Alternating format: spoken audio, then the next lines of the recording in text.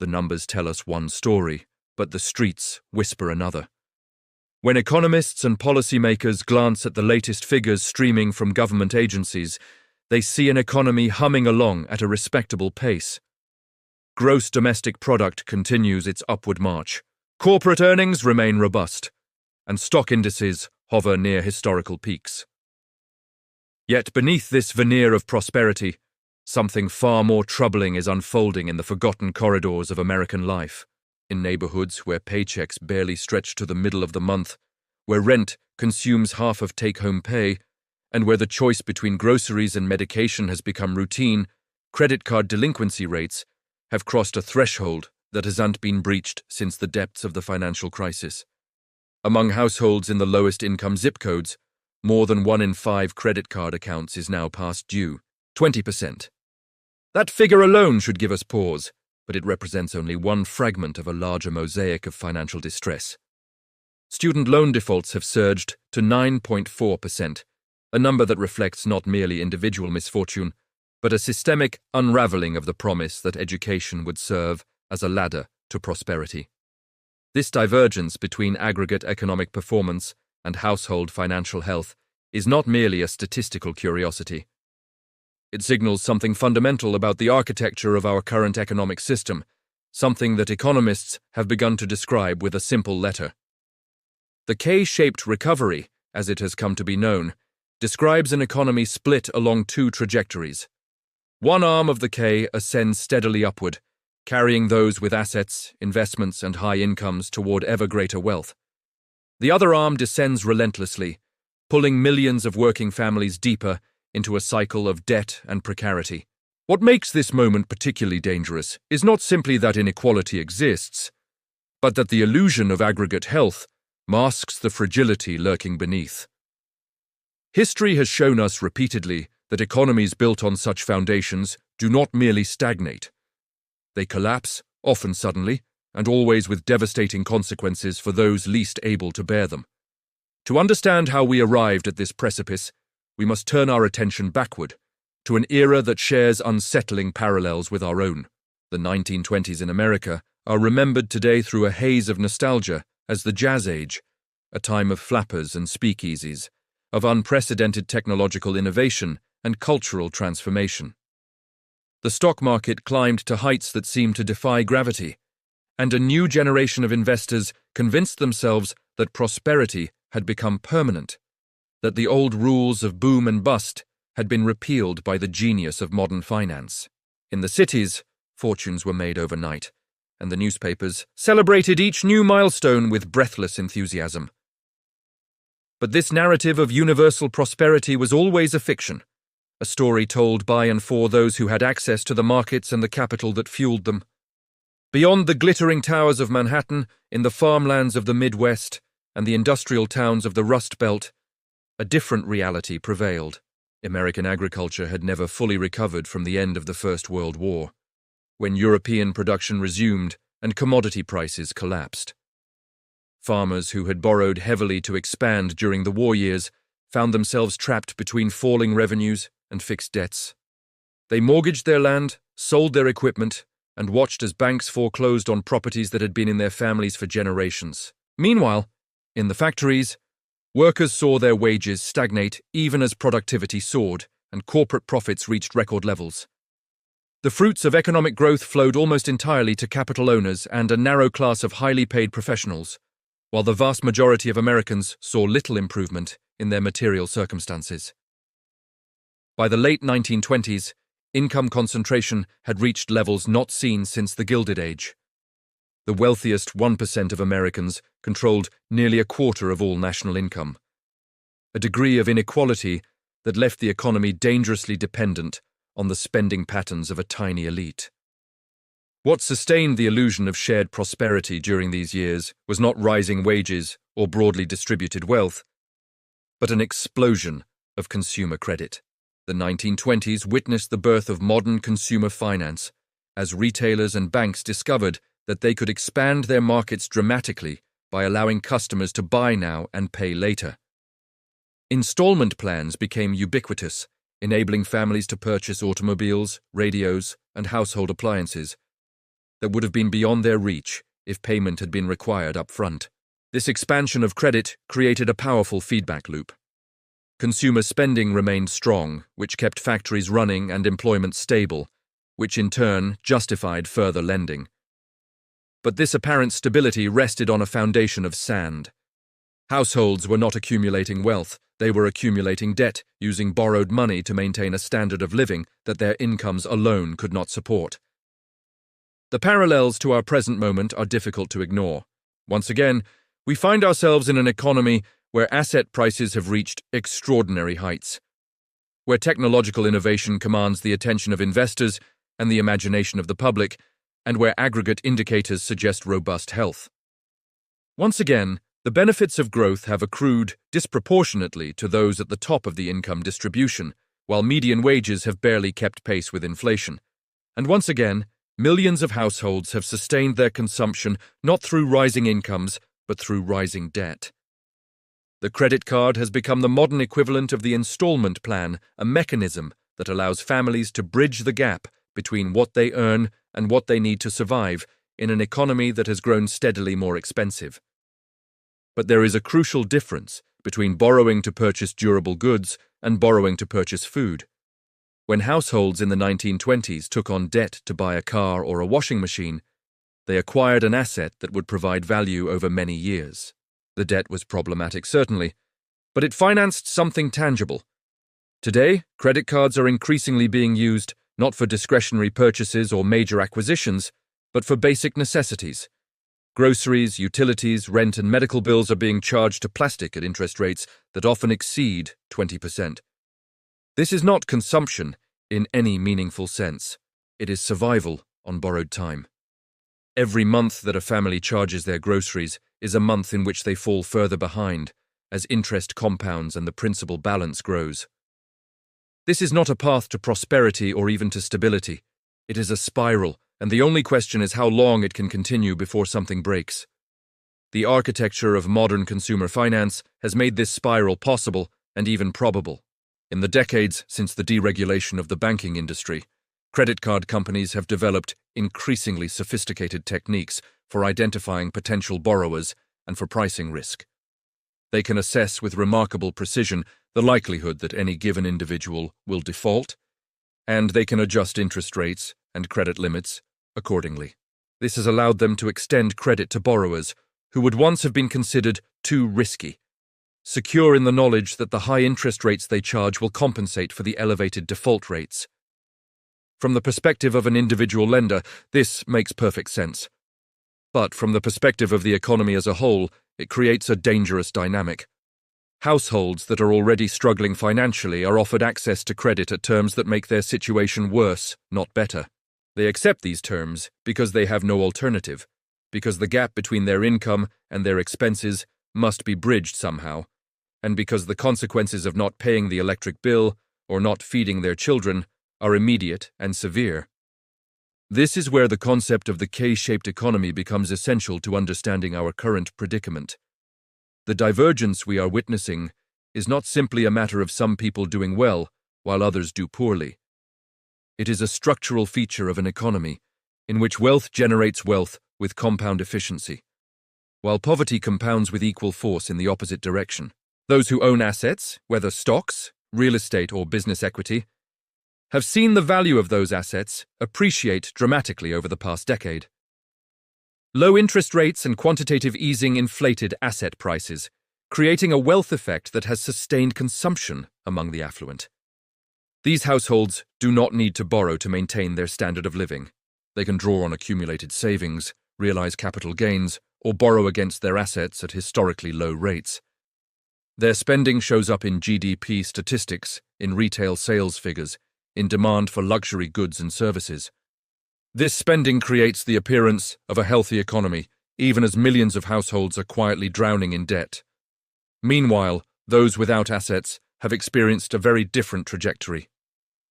Wages for workers in the bottom half of the income distribution have grown slowly, if at all, failing to keep pace with the rising cost of housing, healthcare, and education. These households entered the pandemic with little or no savings, and while government transfer payments provided temporary relief, That support has long since ended. Now they face an economy in which rents have surged, food prices have jumped, and interest rates on consumer debt have climbed to levels not seen in decades. For these families, there is no wealth effect, no portfolio to draw upon, no collateral to borrow against at favorable rates. There is only the monthly struggle to make ends meet, and the credit card has become the only buffer between them and destitution. The question that should concern us is not whether this situation is sustainable. Clearly, it is not. The question is what happens when it ends. History provides some uncomfortable guidance on this point. In the autumn of 1929, the stock market crashed. Not because of any single triggering event, but because the edifice of debt and speculation that had been constructed over the preceding years could no longer support its own weight. The initial decline in stock prices exposed the fragility of the financial system, as brokers issued margin calls that forced leveraged investors to sell, driving prices down further and triggering more margin calls. But the stock market crash, devastating as it was for those who had invested their savings in equities, was only the beginning.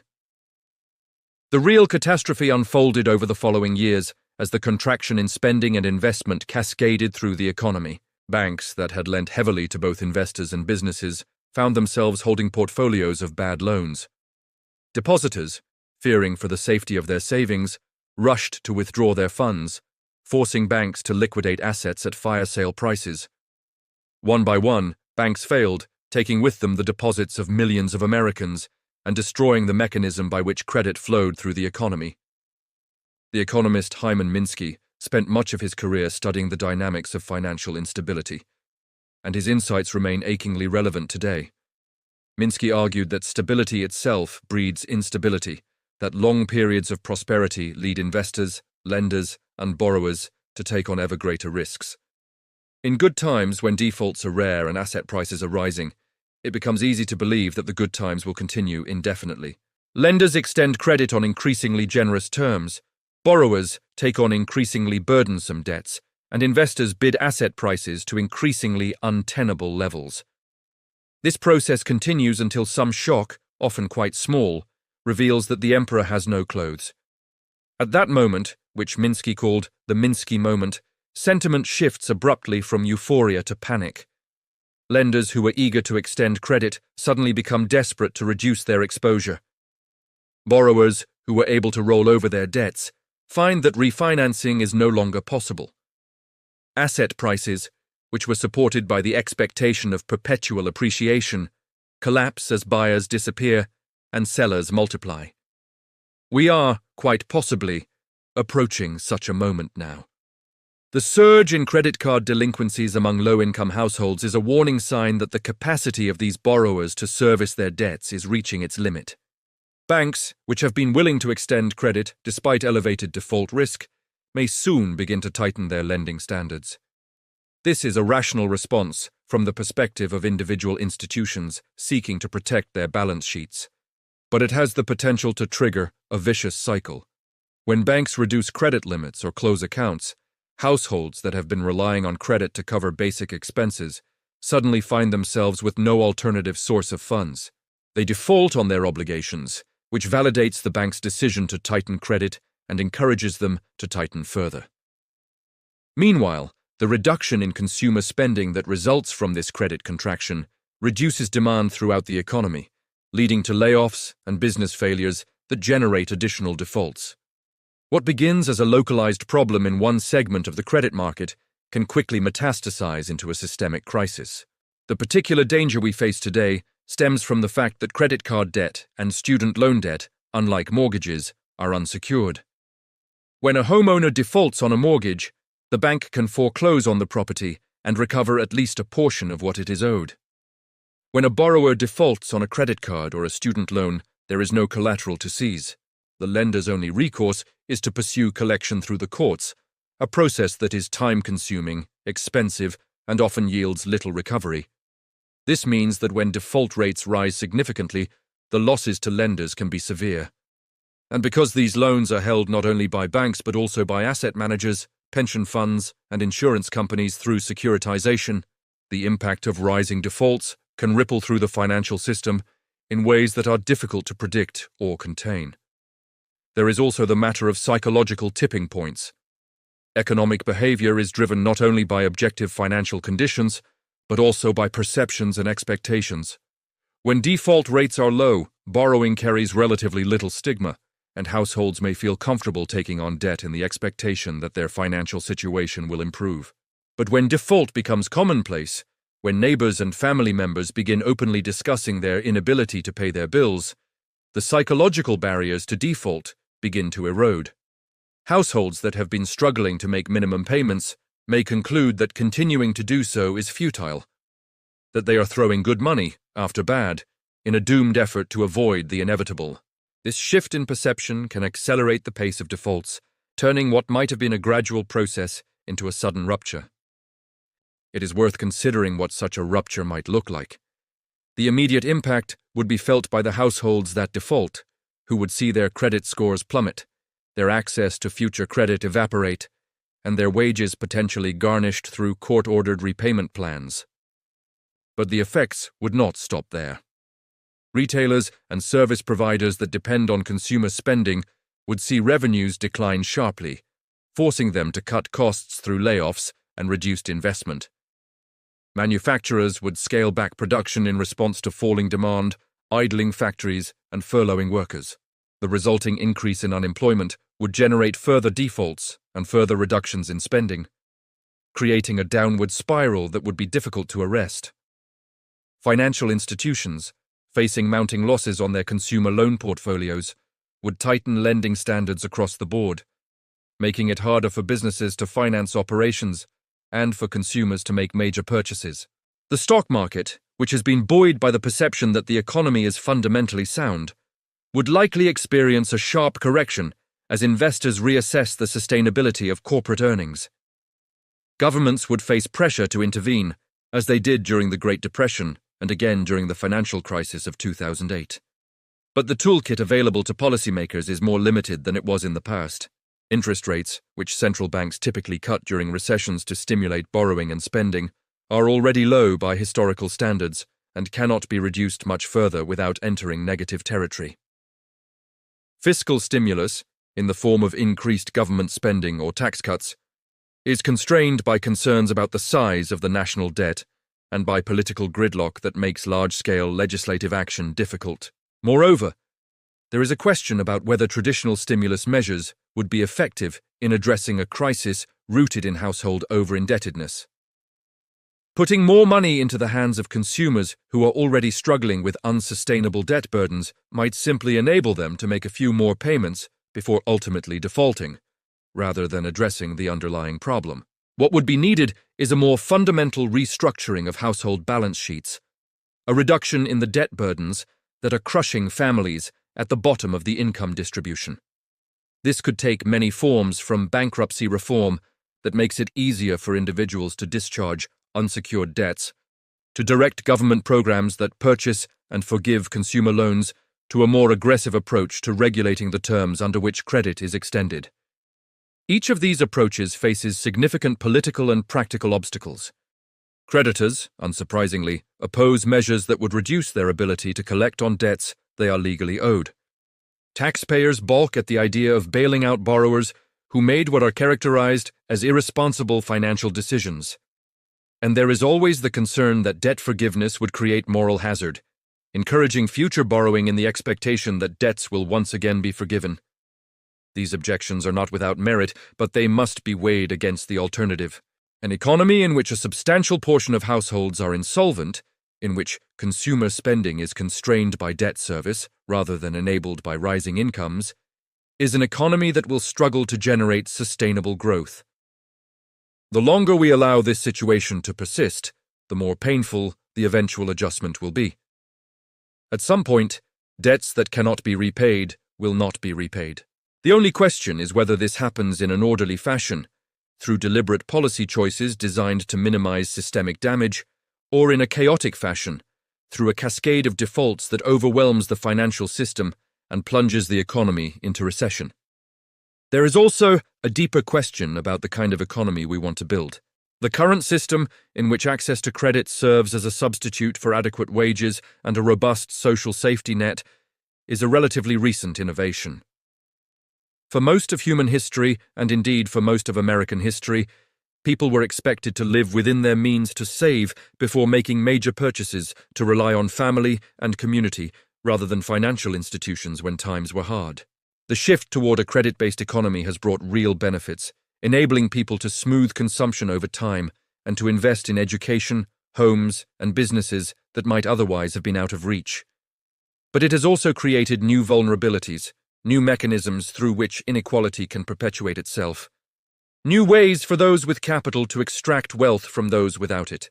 If we are to avoid repeating the mistakes of the past, we need to think seriously about how to construct an economy that is less dependent on ever-increasing levels of household debt. This means addressing the underlying factors that have driven households to borrow in the first place. It means confronting the stagnation of wages, the rising cost of necessities like housing and healthcare, the erosion of worker bargaining power, and the concentration of economic gains among a narrow elite. It means recognizing that an economy in which growth depends on the spending of the wealthy, while the majority struggle with debt, is not only unjust, but also unstable. The markets may celebrate each new high in stock prices, but those prices are built on foundations of sand if they rest on an increasingly impoverished consumer base. The road ahead is uncertain.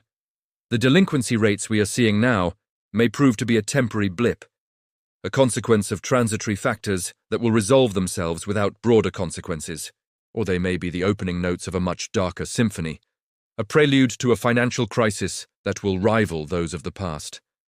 What is certain is that the warning signs are flashing, and that ignoring them in the hope that they will simply go away is a gamble with stakes we can scarcely afford. The lessons of history are clear. Economies built on unsustainable debt do not gradually adjust to equilibrium. They break suddenly and catastrophically, and the human cost of that breaking is borne primarily by those who had the least to do with creating the problem in the first place. We have been given a glimpse of what lies ahead if we continue on our current trajectory. The question now is whether we have the wisdom and the will to change course before it is too late.